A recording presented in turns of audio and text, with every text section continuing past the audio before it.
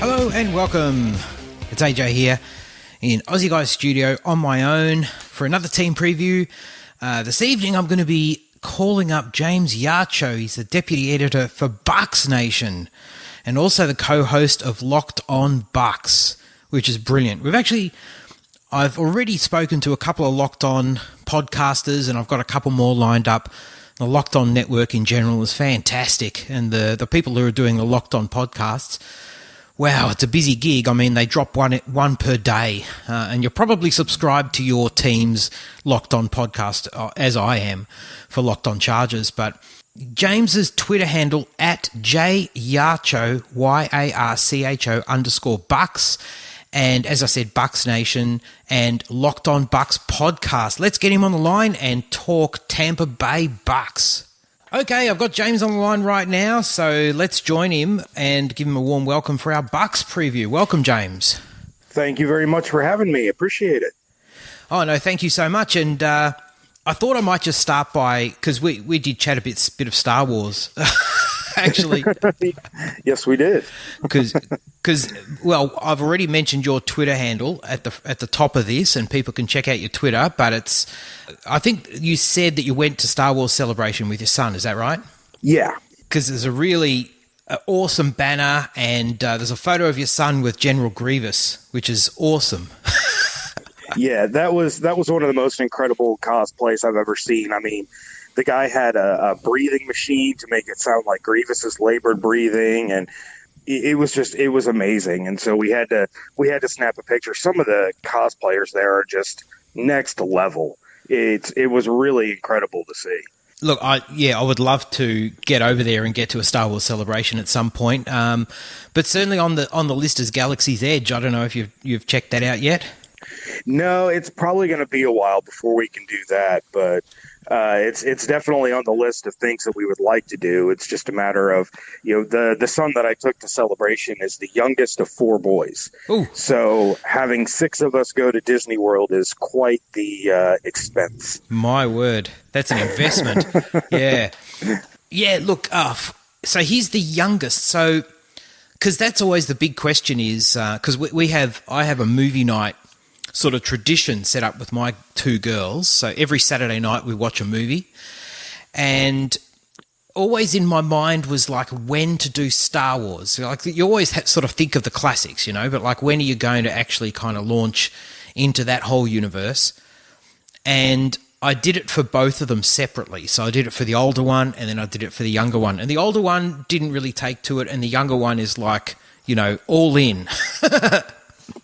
Yep, that sounds about right. For my youngest, I had gotten so tired of watching Cars and Toy Story on a loop, and Alvin and the Chipmunks, just on a constant loop. He was about 3, and I put on A New Hope, and he starts going, I don't want to watch this. This is going to be boring. And the second Darth Vader walked on screen, he was hooked. We watched the entire trilogy in one day, and he has never looked back. Wow. That is fantastic. Yeah, I don't know what it is, because, as I said, my eldest just didn't take to it, but you've got 4 boys, so are all of them keen on it? They all enjoy it, but none of them to the extent that my youngest does. We all go see them in the theater when they come out, and they all like them, but they won't sit down and watch them, the way this one does. And the age gaps are so large. They're 15, 13, 10, and 8. Wow. So it's hard to find something for all of us to enjoy. Just because of that gap, but Star Wars seems to be, Star Wars and Marvel seem to be the two that everybody enjoys watching. But for my youngest, I mean, he is, as I told my wife, he brought out my inner nerd when he took to it so much that he and I will go out toy hunting, and we have this huge Star Wars collection of toys in our basement that we have on display, and He's the only one that doesn't really like sports. So with my other kids, we have sports that we watch or they play, and we do that. And for him, this is our father son thing, is doing the collecting and watching the movies and the cartoons and playing the video games together. Nice. Yeah, I do. I must confess, I really do like that aspect with my youngest. Is, you do kind of then get permission. I've got lots of Star Wars junk, but I do get then permission to, nerd out on all the toys and bits and pieces. Yeah, it's really cool. Oh yeah, it's fantastic. I had told him a few years ago, however much money you save up over summer break, I'll match it. Nice. For Force Friday when we go out shopping for the new toys for The Last Jedi. And that little snot saved up $160. Whoa, gee. That bit me real hard. Because I was figuring, he'll get maybe $40, maybe 50 if he's lucky. Oh no. That's clever. He got 100% return. That's very clever. Yeah. That's the best investment he's made, probably ever. Yeah, probably. Oh, and for celebration, he asked for his birthday, he goes, I just want money. Yeah. I just want money to shop at Celebration. So that's all he got for his birthday was, these wads of cash, and we came home with bags of stuff. And his aunt asked him, well, was it worth it not opening any real presents on your birthday and just getting money? And he goes, do you see my Boba Fett helmet? Oh, how cool. How cool. Yeah, that's his guy. Nice. Yep, so I think we were talking and I sort of said The Mandalorian, which I think you said you saw like the first 5 or 10 minutes of or something at Celebration, but that's going to be good. It's going to be incredible. Yeah, we were lucky enough to get into the panel for The Mandalorian. They did a lottery ticket system. Oh, wow. So we got into that panel, saw Jon Favreau and Pedro Pascal, and so they were all talking about it, and we got a behind-the-scenes footage reel, the first 15 minutes, or not the first, but 15 minutes of the first episode, and then an official trailer, all of which has not been released yet, which I'm still shocked because we're coming up. Disney Plus launches in November, and The Mandalorian will be there day one. Yeah. So... yeah, that show's going to be amazing. It will be fantastic. Well, listen, on to boring things relatively. Yep. Well, not really. Let's talk Bucs, though. And okay. I mean, NFL season's getting ever closer, which is super exciting. And I think the Hall of Fame game is like literally days away. But, that's not all that exciting necessarily. First 5 minutes. Not going to see too many stars that day. No. Let's talk Bucs because there's been a ton of, there's so much change in this organisation, and I guess the biggest one, maybe we should start right at the top with Bruce Arians, because, that's going to be a major change. It's a fantastic signing, and that's a big change of philosophy, really, team philosophy. What are your thoughts on the Arians hire? I'll toot my own horn here for a second. Go for it. Because back in November of, what was it, 17? November of 17, my podcast co-host and I, we do the Locked On Bucs podcast. Yep. We started the BA to the Bay hashtag. All the way back in 2017. He's been the guy that we've wanted. So the Bucs getting him was huge. And we both felt that if anyone can get Jameis Winston to play to the level that we expected him to be able to perform in, it would be Bruce Arians. And, bringing him in changed everything from the jump. This is the first legitimate head coach that they've had since John Gruden. They panicked and went with Raheem Morris after they fired John Gruden, an unproven guy who didn't do anything. And you go from Raheem Morris to Greg Schiano, which was a complete dumpster fire. Yeah. Then you bring in Lovie Smith, who was too stubborn and set in his old ways. He didn't evolve to what the NFL had become, and he's now off ruining my college team at the University of Illinois. Yeah, I couldn't get away from the guy. I don't understand what happened. And then Dirk Cutter, which seemed like the right move, but in all fairness, Dirk Cutter was the one guy who didn't want to draft Jameis Winston. So now you've promoted an offensive coordinator to tutor a quarterback that he didn't want. He wanted Marcus Mariota. So, the relationship there was always pretty strained. So bringing in a guy who tied himself immediately to Jameis Winston and Bruce Arians and ushered in that belief and that trust in the franchise quarterback so quickly, that's huge. It's only going to help the entire team rather than, basically dividing it the way that we started to see things play out under Cutter last year. I'm super pumped for it, and he's got a fantastic reputation, and I think he's also he just kind of needed to take the time, didn't he? He just needed to have that breather, and now he's ready. Now he's ready to come back to football fresh, Absolutely, yeah. He had mentioned that he really started to miss the game, the players and the meetings and the practices and the camaraderie about halfway through last season when he was in the booth for CBS. One of the big things is he's given up play calling, which he attributes to not only his belief and his mentoring of Byron Leftwich as an offensive coordinator, right, but he believes that that's actually going to help his health, that's one less thing that he doesn't have to stress about or worry about. He's trusting, somebody that he has kind of ushered into that role. And if it wasn't for Bruce Arians, Byron Leftwich wouldn't be coaching at all. Bruce Arians had to talk Byron Leftwich into kind of shadowing as a coach and working his way up, because it was something that Leftwich had never really even thought about. Wasn't sure if that was going to be his thing. And Bruce had told him, over and over, he goes, I can see it in you.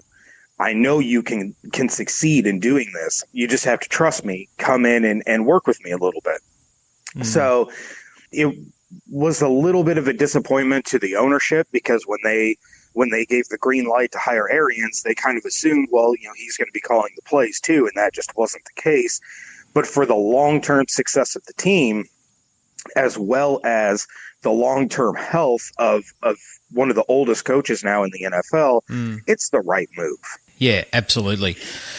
Well, let's talk about some of the ins and outs in the off-season, and it might be actually appropriate to just lump the draft picks in as well, because there's a move to the 3-4 on D, and I think that some of these picks were some of the ins and outs were kind of a consequence of that. So it's probably fair to kind of include that, I think. But it's a little bit of a mixed bag, although it doesn't look like you sort of lost a lot.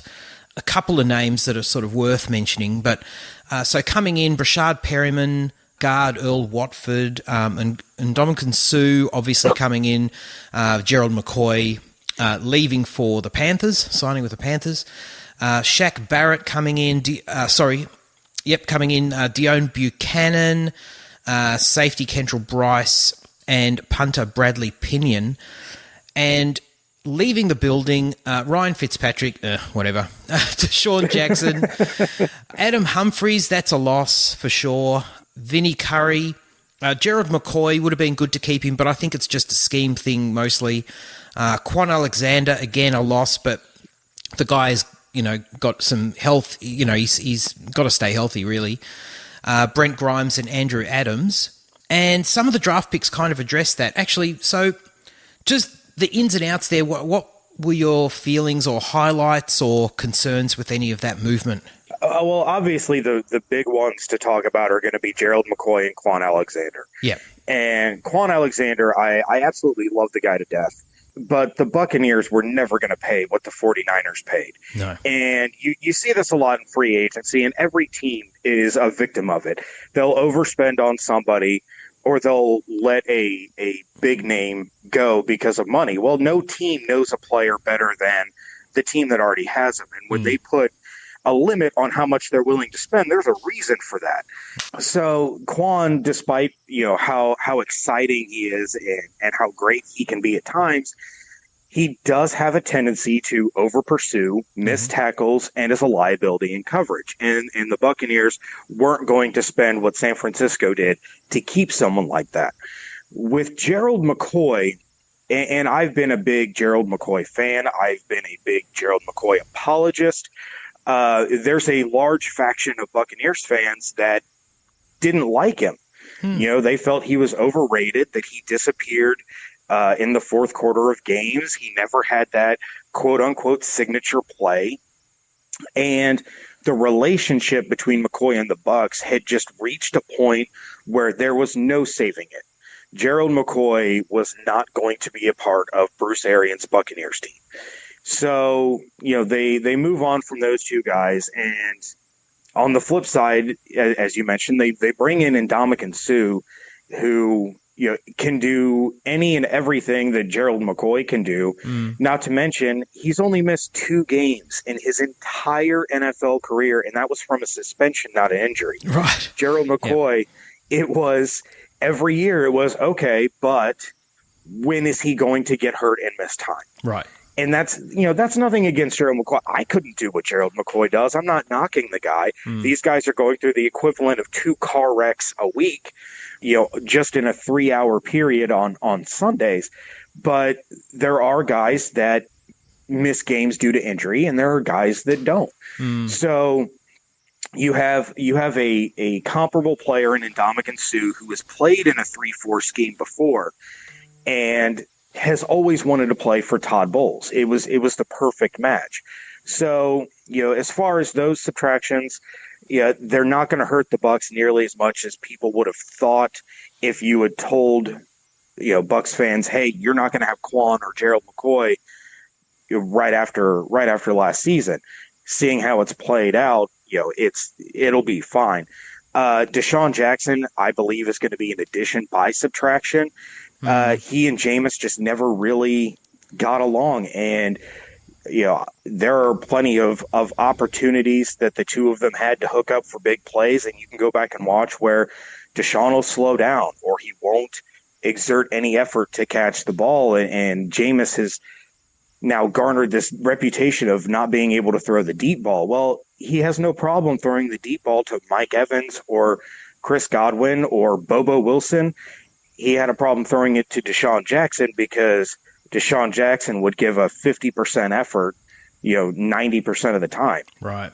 So Adam Humphries, I think you're right. That one's going to hurt the most. But what the Bucs have turned around and done now is they drafted Scotty Miller out of Bowling Green. He's same kind of size, same kind of grit, but he's much, much faster. So if he can take the hits over the middle the way Adam Humphrey does, so far his hands have looked really good. They have an undrafted guy in Anthony Johnson out of Buffalo, and he's really starting to shine.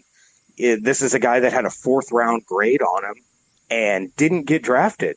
So he could be a huge steal as far as undrafted free agents are considered. Rashad Perryman, he's going to be the Deshaun Jackson role, quote-unquote, the deep threat, hoping to stay healthy. He's on a 1-year deal, looking to prove that he was worth a first-round pick, and has just been unlucky in the fact that he's been injured so often, so early. So the offense isn't, the losses on offense aren't going to hurt, too bad, because this is a high-octane offense, and you still have, I would argue, the most dominant tight end duo in football in O.J. Howard and Cameron Brate. O.J. Howard, I believe, and I have yet to find someone who can argue with me and prove otherwise, O.J. Howard, when healthy, is an elite tight end in the NFL. He is every bit as good as Kelsey or Ertz or any other name that you want to throw out there. The guy is a human mismatch.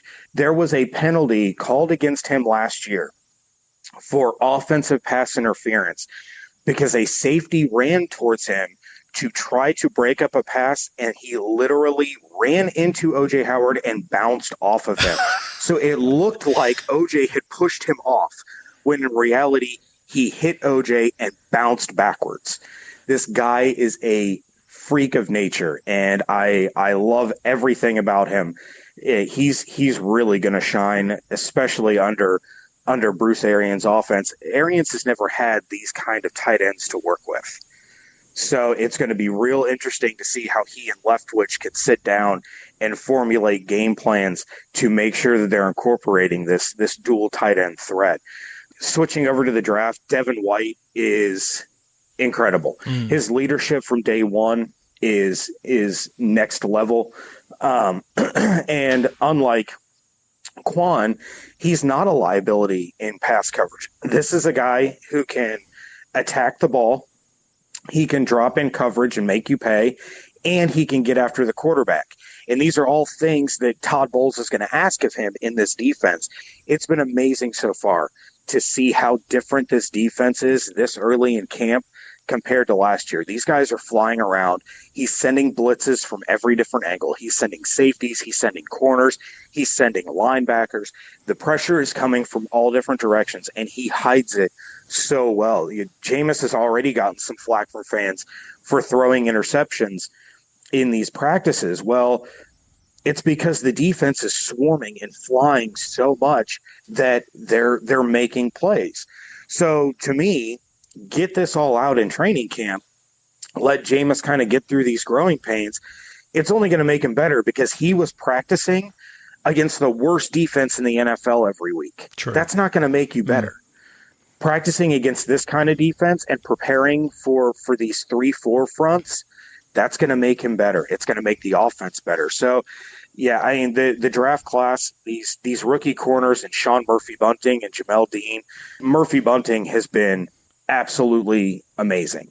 And I'm really surprised to hear myself say that because I was not big on him after they drafted. I went back, watched some stuff. Yeah, and I was still like, okay, I mean, I guess that's who they wanted, but I don't really see it. No, this guy is incredible. Safety Mike Edwards out of Kentucky, he's another one who is shining and taking to a leadership role. So they invested all this draft capital for the second year in a row in the secondary, and it's looking like the right moves. Yeah, I mean, a lot of picks on the defensive side, but understandably, and the Devin White pick that's fantastic. He's such a complete player, like easily the best linebacker in the class. I don't think Devin Bush. I mean, Devin Bush is good, but Devin Bush wasn't. I think he was a bit lacking in coverage, and I think Devin White was like the complete package. Absolutely. So, yeah, it'll be great. It'll be fantastic to see him in action. But you did touch on, if we move on to the offensive side, and you did touch on probably the biggest question, the biggest question of the whole Bucs season really is famous Jameis. And what is he? What is he? And I'm a self-confessed Jameis truther. I was much higher on him coming out as opposed to Mariota, who I was really down on. But he just hasn't quite done it, has he? He just seems to continually disappoint. He's just not quite sort of taking that step. And this could be crunch time now. Oh, absolutely. Yeah, I mean, he's in the last year of his contract, so he's playing for his future. Not only the Bucs' future, he's playing for his own.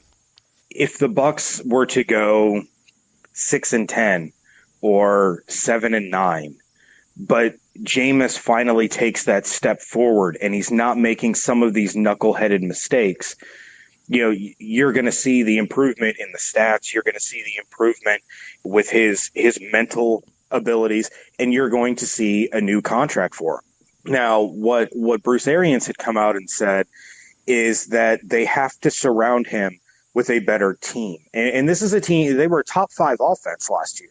Granted, that was split between Jameis and Fitzmagic.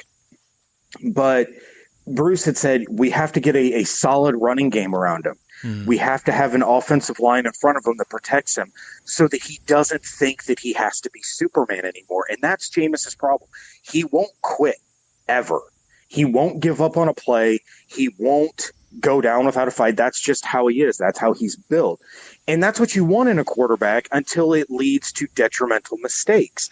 So when you have a little bit more success around him, when you have the running game going, which is something Cutter had constantly preached about committing to and then wouldn't. You had a game against the Redskins last year where they set an NFL record for the most yards in a game without scoring a touchdown, and Peyton Barber had 2 carries the entire game in the Redskins side of the field. So as soon as they crossed the 50, it was all passes. You can't do that. You have to have some sort of balance. And you have Peyton Barber, who Bruce and Byron are very high on. Ronald Jones is starting to look like the running back that they drafted rather than the running back that he was last year. So putting those pieces around him, it's not all on Jameis anymore.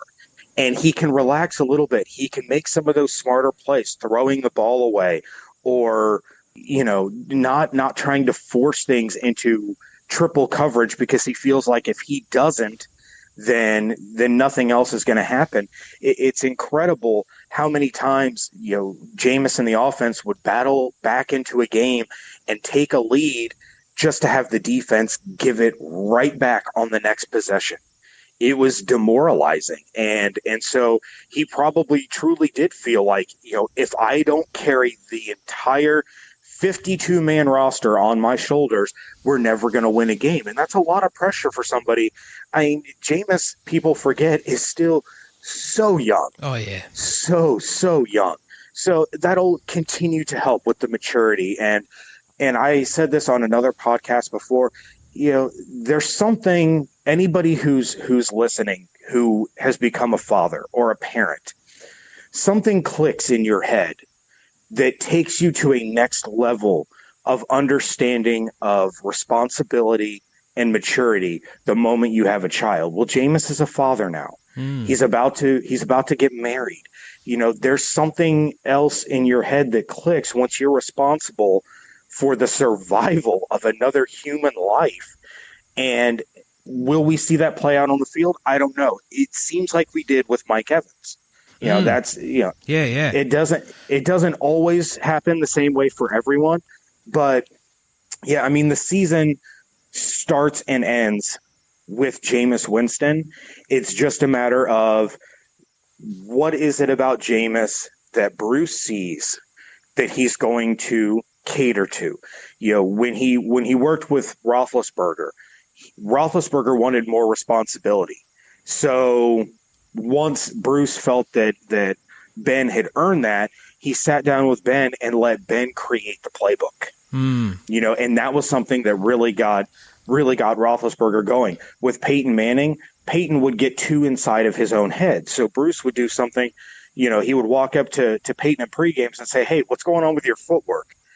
And then Peyton would obsess about his footwork, even though nothing was wrong, because it got him distracted. Right. And with Andrew Luck, it was a matter of catering to his intelligence. He had said that he had never worked with a quarterback nearly as intelligent as Andrew Luck before. So he's got to find that little thing to pinpoint in Jameis to really get him to go to the next level of his game, which is why people call him the quarterback whisperer, because he can find these little things and fine-tune them and turn them into a better player.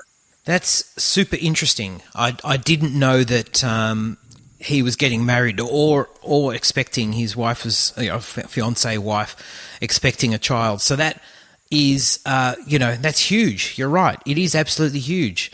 And when you draw comparisons with Roethlisberger, that's very interesting, because certainly there's a guy who had some issues with maturity coming into the league as well. Yeah, absolutely. So, yeah, interesting. Very interesting. And certainly, if there's anyone that can do it, I think Bruce Arians can. So it'll be, we'll see what happens. Now, you did mention the running back position. Let's talk about that. There wasn't really anything done to address the position apart from a guy I'm going to mention in a second. But, Peyton Barber's, I'm not saying he's Ezekiel Elliott, but he's all right, but he just doesn't get, as you sort of alluded to, I just don't think he really kind of gets used enough. I don't seem to kind of trust him. Or last year, And I really loved Ronald Jones coming out, and I'm hoping that kid can kind of turn things around, and it's not just a case of, one of those many cases of players coming into the NFL and just finding that they've reached their limit, Right. So I'm hoping that Ronald Jones is the player that we think he is, because, man, he was fantastic in college, there's no doubt. But I also really like a pick that you might have actually been an undrafted free agent signing in Bruce Anderson. Yeah, Bruce Anderson. He, not a lot of buzz around him right now, but this is a guy that absolutely could end up finding his way onto the initial 53-man roster. We had the opportunity to speak with his head coach on our podcast. Oh, nice. And he was gushing over Bruce Anderson and his abilities, and has even compared him to David Johnson. Now, I'm not going to go that far. David Johnson's one of the best running backs in football. Right. But he has an all-around skill set, which is what Bruce is going to look for. He's going to look for somebody who can pass block. He's going to look for someone that can run the ball up the middle or around the edge, and he's going to look for someone who can catch passes. And Anderson checks all those boxes.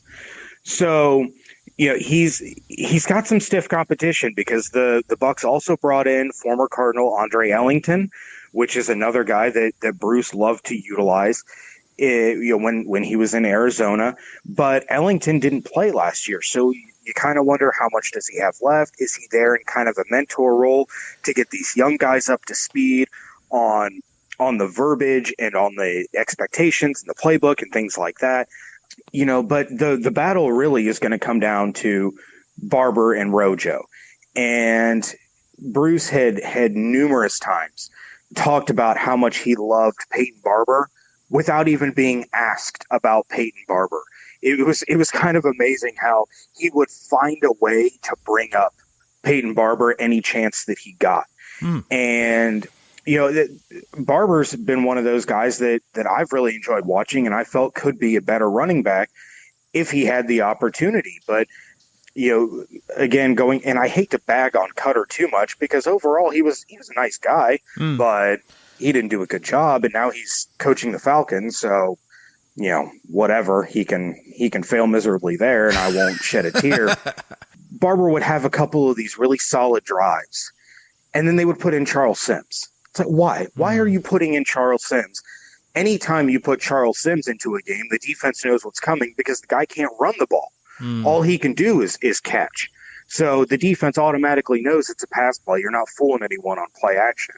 Or he would go to Jacquizz Rodgers. And again, nothing against Jacquizz Rodgers. I liked him, but he's not as effective of a runner as Peyton Barber was. So, when he wasn't getting these opportunities, it was, again, to use the same word I used before, it was demoralizing, because you have a guy who can run the ball, and he would have these drives where he was picking up, 5, 6, 7 yards per carry. And then all of a sudden they would get into the red zone, and it would be 3 passes and a field goal. May make the field goal. More than likely they would miss it, and it cost the team. So seeing Barber get a legitimate chance now, and then with Ronald Jones, his motivation hopefully translates to on-field success, because this guy has put on 15 pounds of just pure chiseled muscle. He's absolutely ripped. There was a point in Tuesday's practice where Ronald Jones had busted off a big run, and he got chased down and fumbled the ball. The defense recovers it. They go back and they do the next play. And Ronald Jones is still on the field. He wasn't getting chewed out or anything. He gets the next carry, and he busts it around the outside and goes in for a touchdown. Like, immediately. Like, I just screwed up. I got caught from behind. I lost us the possession. Now I got to make up for it, and he did. So he looks like a completely different player. And unfortunately, last year, I can't remember the exact stat, but it was something ridiculous, like 65 to 70% of Ronald Jones carries last year, which there weren't many. I think he had somewhere between 30 and 40. Right. On 65 to 70% of his carries, he was hit behind the line of scrimmage. Oh, You can't have that and expect success. no. So it's going to come on the offensive line. They got to be able to clear holes for him. And right now, the offensive line is struggling dealing with this 3-4 front, which is something we have seen with Buccaneers teams for the past 5 or 6 years, that when they face a 3-4 defense, they struggle mightily. So hopefully, like with Jameis facing a better defense in practice, facing this 3-4 front is going to help the offensive line during the season, because it's something that they see every day. And not only are they seeing one, they're seeing a darn good one. Yeah, now you've done a great segue to the O-line, so let's talk about the guys that are going to be protecting Jameis, and also maybe, getting some holes there for Barber and Jones. And there's some questions. On that O-line. Left tackle Donovan Smith was given a big contract, $27 million in guarantees. Right tackle DeMar Dotson is decent. Actually, I shouldn't say decent. He's good. He turns 34, though, in October, so, he's getting on. And in the interior, Ali Marpet is fantastic. Of course, centre Ryan Jensen is, not very good. And right guard Caleb Benenoch, yeah, is also, not necessarily very good. He's terrible. Yes. You can say it. I was being diplomatic. So, yeah, definitely some question marks there. And I'm just thinking, did they address... no, I don't know if they addressed it in the draft. They probably got some guys in, certainly, after, I'm sure they signed some free agents and stuff. But, yeah, some big questions, though. Yeah, I don't think Benenoch is going to be starting. From what I understood, basically he's moved back to tackle. That was where he was a little bit better, not much, but a little bit. But he'll be one of those kind of utility backup guys that if a guard or a tackle gets hurt, he'll be able to fill in, hopefully just for a few plays, not long term. But Watford is going to walk away with that job. As far as Donovan Smith, again, a lot of Buccaneers fans were upset at the contract. And the problem is, left tackles don't become available. And when they do, they get ridiculous amounts of money. And I can't remember the guy's name from New England who ended up signing with Oakland for more than what Donovan Smith got. And Donovan Smith was a better left tackle. Then you look at the draft, a number 5 pick, you're primed to get a franchise left tackle. There wasn't one in the draft. The kid out of Alabama, he's not going to make it as a tackle, and we already know now he's going to miss the entire season. He's already injured. So that would have been a terrible draft pick. And then you don't really have a franchise left tackle after that. This was a bad draft for protecting a quarterback's blind side. So Donovan Smith was the best option that they had. And all things considered, they got him at a pretty affordable rate. You have to kind of rely on Bruce's coaching staff to coach up these offensive linemen. You don't have to worry about Ali Marpet. He's one of the most criminally underrated players in the entire NFL. Yep. This is a guy that has played every position on the line as far as the interior. He played right guard, then he played center. Now he's the left guard for the second year in a row. And he's been phenomenal at all of them. So as far as Ryan Jensen, again, David and I had the opportunity to have him on our show, and we got to talk to him about what was a little bit of a disappointing season. Right. And his big frustrations were he was getting penalized for things in Tampa that he didn't get penalized for in Baltimore. Huh. So he was playing his same style of game, but getting flags thrown at him left and right. So there are some things he needs to be a little more cautious of, a little more self-aware. But I won't say that I think he's a good center. But it's a matter of getting those penalties under control. I have a love-hate relationship with his passion, because he's the kind of center that if you touch his quarterback even a fraction of a second after a whistle, he's going to rip your face off. Right.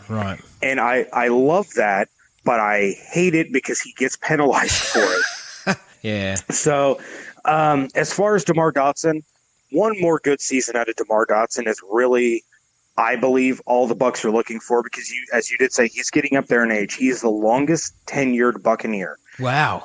Yeah, he's had his injury problems, which is going to happen when you're that big of a guy. You're having to defend these massive speed demons coming off the edge. If they can get one more good, healthy year out of DeMar Dotson, I think he's probably going to be close to hanging it up, and you can start to look for his replacement. Overall, I would say that this Buccaneers team has an average offensive line. An average can be good enough as long as they're not beating themselves. Donovan Smith is going to have the biggest magnifying glass on him possible because of that contract, so he really does need to step up. And overall, he is an average left tackle. He has some plays where he looks like he's a top 10 guy, and he has some plays where he looks like he just joined the team that morning, because they were short a guy and they picked their bus driver.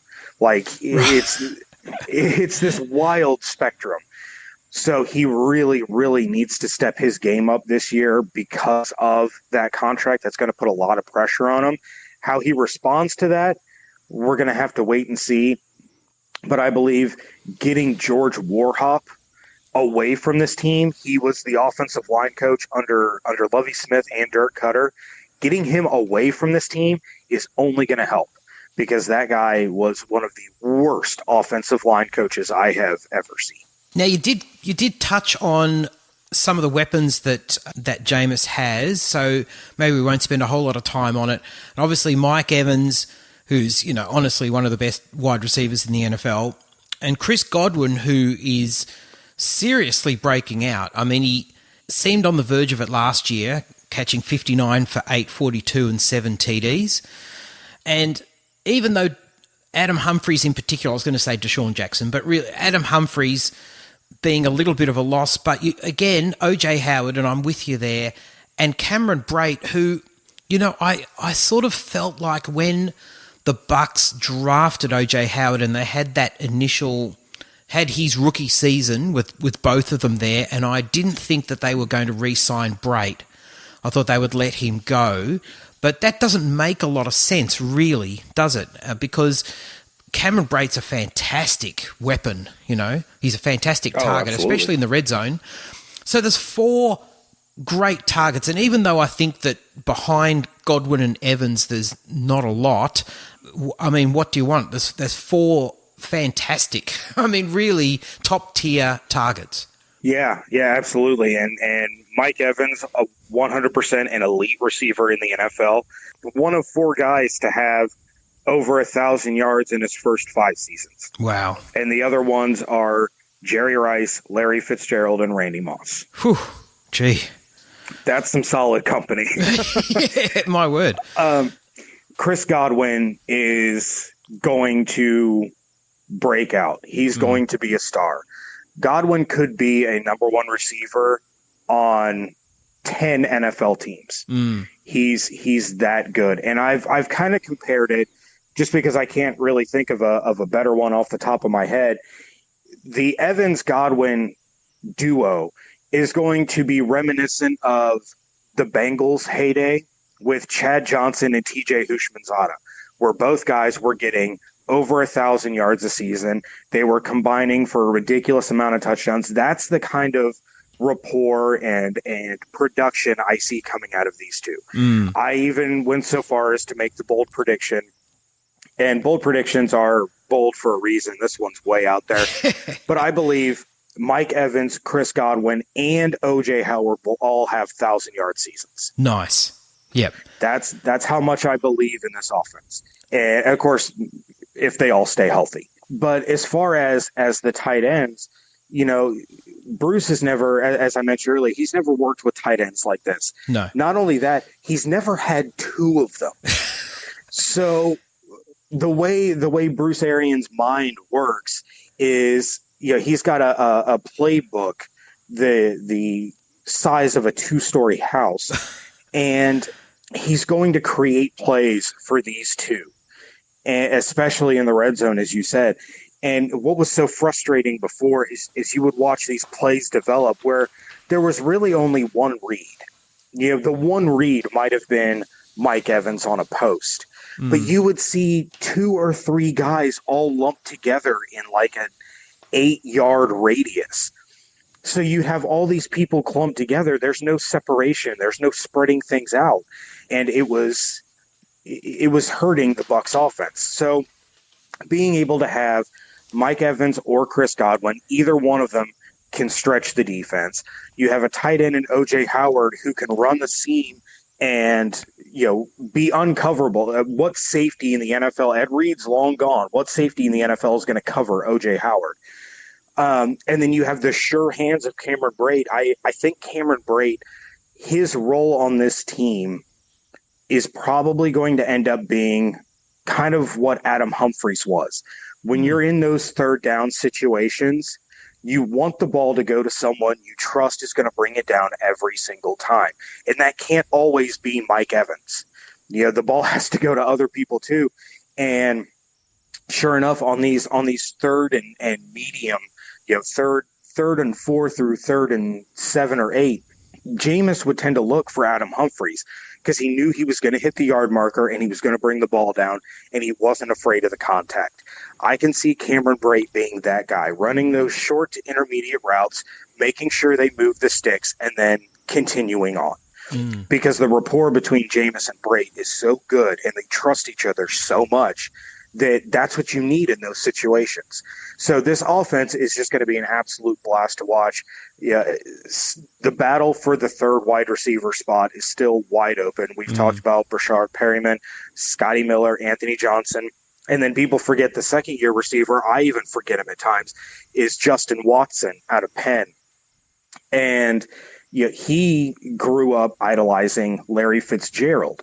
So he can now have an opportunity to run that slot Fitzgerald role in a Bruce Arians offense if he can capture this job in camp, because it's a fierce competition for that spot. And then I can also see situations where you have Mike on the outside. You can line up Justin Watson or Anthony Johnson or even O.J. Howard on the outside and let Chris Godwin start running out of the slot. Oh, that's dangerous. That is so, so dangerous. This offense is going to be so much fun to watch because there's a billion different combinations that they can and will use. Agree with you 100%. It's going to be exciting for sure, and definitely some things there to watch in training camp. But Justin Watson, you're right. I did really like that pick last year, and as probably many people, probably not Bucs fans, but many non-Bucs fans, we just have forgotten about him, really. Yeah. So, yeah, interesting, very interesting. Let's go to the defense, and the defense needed a bit of work, to be fair. They were ranked 30 against the pass and 31 against the run. So that ain't good. No, abysmal. Yes, but I have to say the front seven, especially the front seven, so you're looking at moving to the 3-4, but the front seven looks pretty good. Obviously, you've got Devin White in there. You lost Gerald McCoy, but you've got Ndamukong Suh. You've still got JPP in there. Obviously, Levante David. Vita Vea, Sue and Vea, good luck running, really, against that line, in theory. Carl Nassib, who is really underrated as well, and Dion Buchanan in the mix there. I think, really, the first 2 levels, at least, look super solid. Yeah, well, and they're still hoping that JPP comes back from his injury. Yep. Still no concrete word on that. But, yeah, you have a duo up front in Sue and Vea, which is just going to be an absolute blast to watch because Sue is going to create opportunities for Vea that we really start to see Vea come on at the end of last year. People were ragging on him, and I started getting to the point where I was going on the attack on social media because so many people were crying, why did we draft Vea instead of Derwin James? Right. I get so sick of hearing about Derwin James. But Vea got hurt in rookie minicamp. He didn't have training camp. He didn't have preseason. His first game was week 4.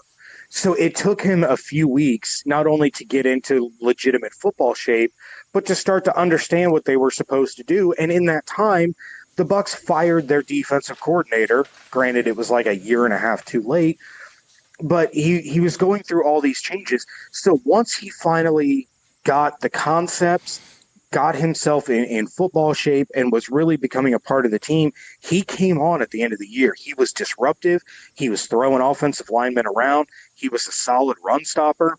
Now you're putting him next to Ndamukong Suh, who is all those things at an all-pro level. The defense is going to, or the offense is going to focus on Suh, which is going to open things up for Vea.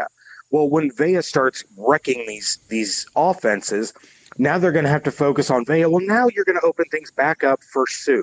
Not only that, but you're going to be susceptible to the pressure that you're getting from the edges. You have Shaq Barrett, who's on a 1-year deal. Yeah, he knew his time was up in Denver a year and a half ago because, it doesn't matter how good Shaq Barrett is.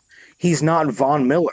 And when you're stuck behind Von Miller on the depth chart, you need to get out of there and prove that you can be a starter in the NFL. And that's exactly what he did. Yep. So you have Shaq Barrett from the outside. You have Carl Nassib from the outside. JPP, when he gets healthy, he's going to come. Then you have the pressure from the middle because both Levante David and Devin White can get after the quarterback. And on top of that, now you're throwing in safety and corner blitzes with the speed that you have there. This defense is going to be unlike anything Buccaneers fans have seen in the last 15 years. Fantastic. Because it has been that long since they've been anything decent. Yeah, I shouldn't say 15. That's 15 years ago. They still had Derek Brooks. They still had some all-pro players, but in the last decade at least, this defense is going to be vastly different. They no longer just have one or two guys that they can hang their hat on. It's going to be multiple guys at every level. Now, if anything, question marks in the secondary, but as you said with that front seven, I mean, if they're running around, if they're putting pressure on the quarterback, even just giving the quarterback, collapsing the pocket, giving the quarterback a little bit less time, that's going to help. But Justin Evans is good. Kentrell Bryce, Vernon Hargraves. But, I mean, as you said when we talked about the draft, they certainly have put a few picks in there. You spoke about Murphy Bunting and Dean and Mike Edwards. So, it's a work in progress, but they certainly have put some capital in there. Oh, absolutely. And Vernon Hargraves, he has every bit of pressure, if not more, than Donovan and Jameis do on the offensive side. Because this is a guy, he's already had his fifth-year option picked up, and he hasn't played basically in the last 2 years because of injury. So this is a guy, another first-round pick, that has been disappointing because he has not performed at the level that you expect of a first-round pick, especially at cornerback. This is a guy who's under 6 foot tall, having to go up against Julio Jones and Michael Thomas. That's not going well. I mean, it doesn't go well for any corner that goes up against those guys, let alone someone who's half a foot smaller. So, you have a lot of pressure on Hargraves to perform. And now they've brought in, as we mentioned, Sean Murphy Bunting and Jamel Dean. Carlton Davis is still there. He's been making some solid plays in training camp. It's about these guys understanding what they're asked to do. I go back to when Mike Smith was the defensive coordinator, and you would see the corners lining up 10 to 12 yards off their receiver, just giving up a slant route, just giving it up. And Mike Smith was asked, are you telling the corners to line up this far up? No. We let them make that decision. We want them to do what's comfortable for them. Well, then as soon as Mike Smith was fired, all the corners were in press coverage. They were all right up in their face at the line of scrimmage. So obviously it had something to do with Mike Smith, and one of the players, I want to say was Carlton Davis, but I'm not 100% sure. One of our writers from Bucs Nation has been at training camp for the last week, and he had the opportunity to speak with some of the players. And he spoke with, again, I'm 99% sure it was Davis. And Davis said, knowing what coverage we're in every play helps immensely. What does that tell you about the state of the defense? Like, these players didn't even know what defense their defensive coordinator was putting them in. Man. Yeah, it was just inexcusable. It was amateur hour, and that's why Mike Smith was out of a job last year and why he won't get hired by anybody moving forward. It was a complete disaster from the front to the back. So now you have a guy in Todd Bowles who is a brilliant defensive mind. Unfortunately, it didn't work out with him as a head coach. Right. I don't know if that was indicative of his head coaching abilities or just the bad roster that was around him that he had to try to build and didn't get it very much time to do it. But you have a guy who, has preached over and over and over from the moment he was hired. He said, I don't have a scheme. My scheme is my players. I will install a defense that highlights all of their strong suits. That's what you want. Oh. That's all you're asking for out of your coaches is to put your players in a position to succeed by playing to their strengths and avoiding their weaknesses. Whereas Mike Smith, Lovie Smith, they were square peg, round hole people. Yeah. I'm going to force this scheme on you, and you need to figure out how to make it work. The NFL isn't that anymore. You can't do that. You have to be able to adapt to your players, and your players have to be able to adapt to their coach. It's a two-way road.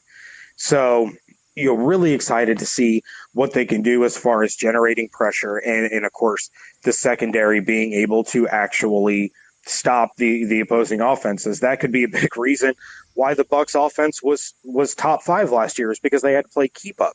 Right.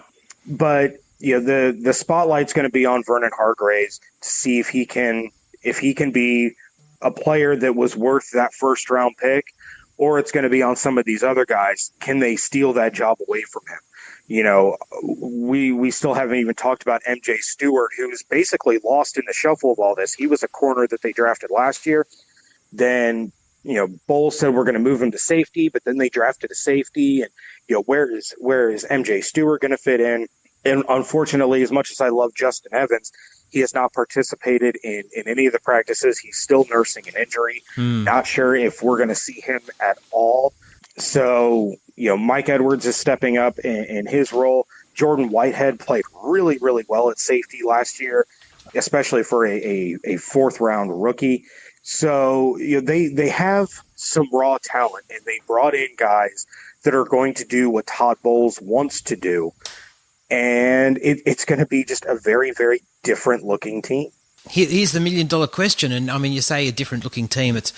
That's what they need to be, for sure.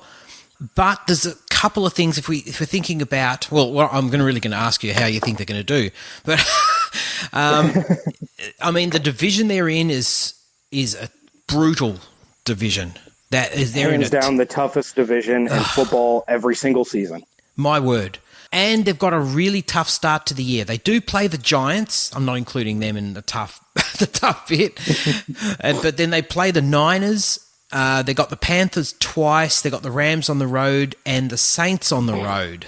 So, it could be a really rough early part of the year. But I mean, what are your feelings in terms of record? But it might also just be about moving in the right direction, really, in 2019. Yeah, well, you would hope so, but then Bruce Arians is on the Rich Eisen show, and he said he expects playoffs. Ooh. He's not here. He goes, if we're here just looking for improvement, what am I doing? Right. He goes, we can't win a championship if we're not in the tournament, so I expect to make the playoffs, which is a tall order.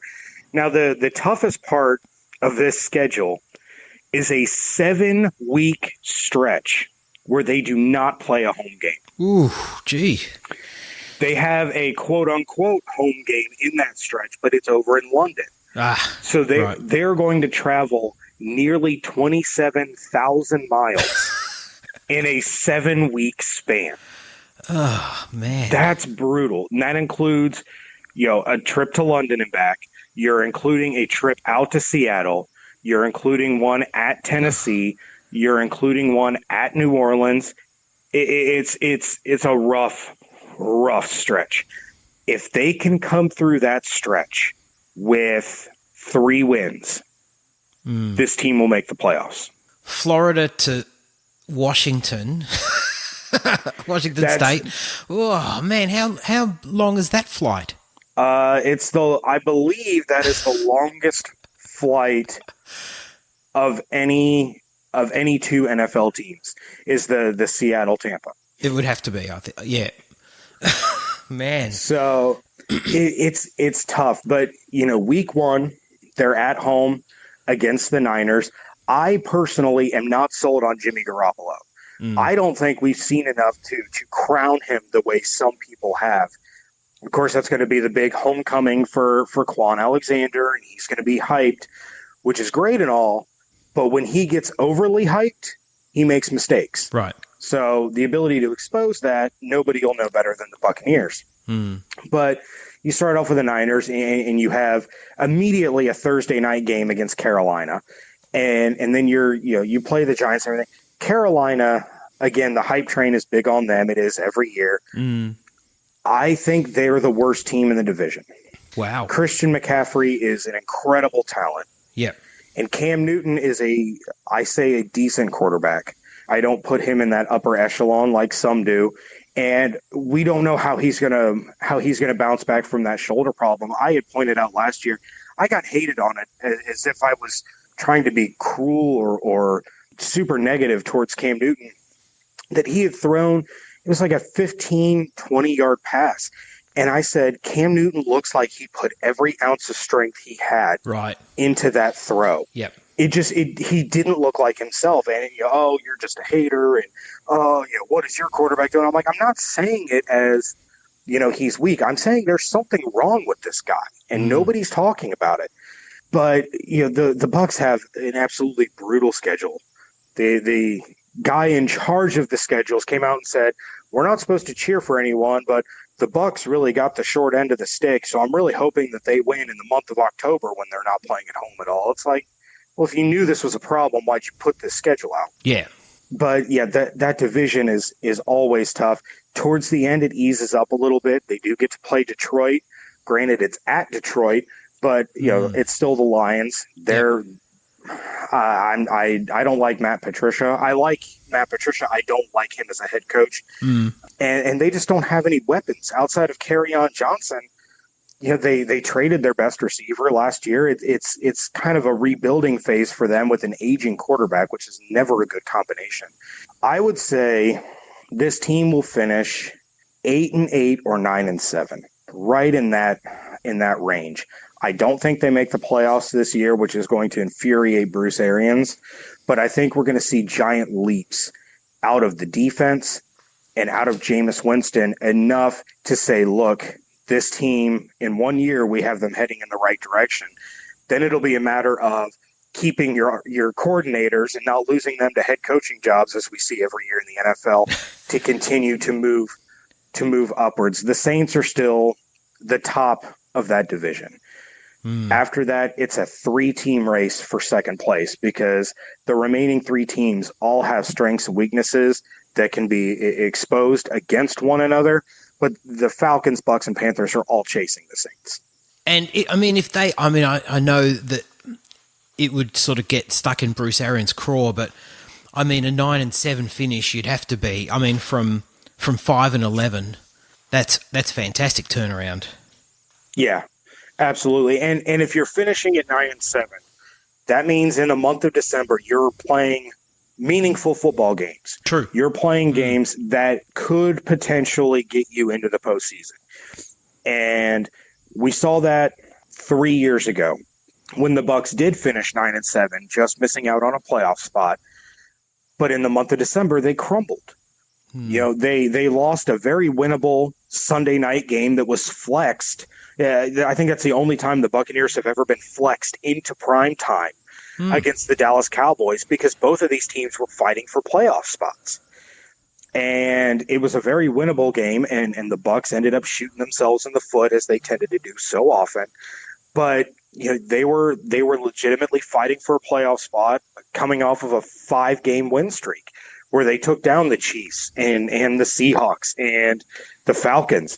They were on quite a bit of a run and just could not finish. So now you have a coaching staff that knows how to finish. They have finished before. Bruce is a 2-time Super Bowl champion as a coordinator. He made it to the NFC Championship and ran into a buzzsaw that was Carolina when he was the head coach of Arizona.